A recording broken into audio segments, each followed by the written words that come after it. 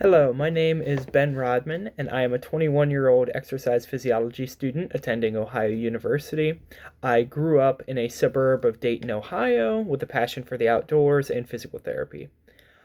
I chose healthcare because my dad's a physical therapist, so obviously I got a lot of exposure there, but also a lot of my friends' parents were nurses or doctors or PAs, things like that. So I had a lot of exposure to it growing up, and also I decided fairly early on in life that I wanted a career focused on service. And I felt that healthcare would give me an opportunity to have some pretty direct impact and some positive impact on people's lives. So it was really like kind of called to me from that. During the quizzes this week, I really enjoyed taking them, and honestly, I was a little bit surprised because it revealed kind of my implicit stuff on some of the topics. The first quiz I did was the implicit association test for the preference between thin people and fat people.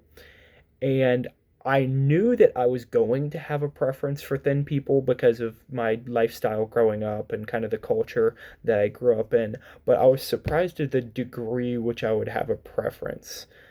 I never really challenged when I was growing up that perception because I was always told, like, oh, that's a choice, that's something that people choose for themselves, things like that.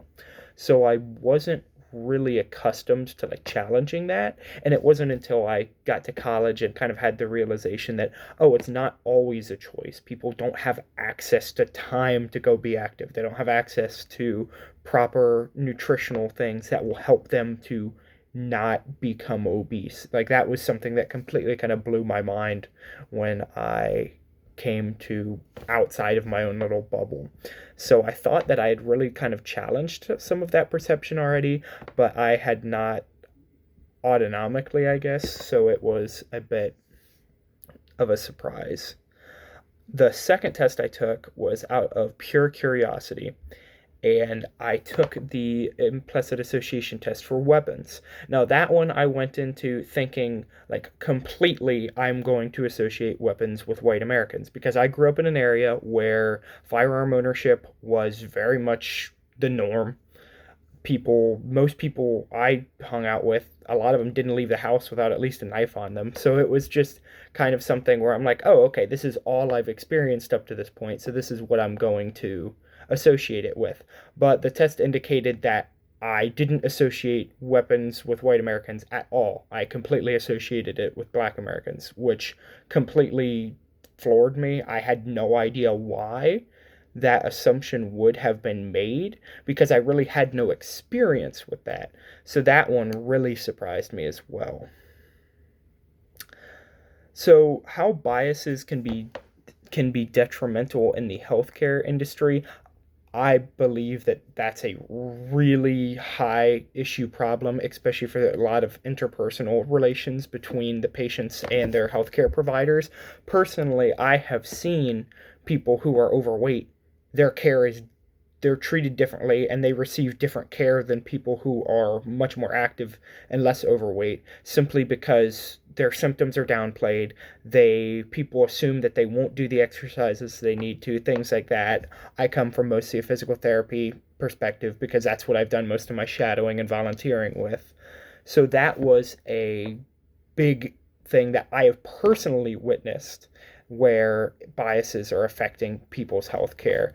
And I think that that's something that's going to increase across the board, maybe not just with physical therapy, nursing, occupational therapy, simple doctor visits, things like that, as the obesity crisis continues to rise in our country.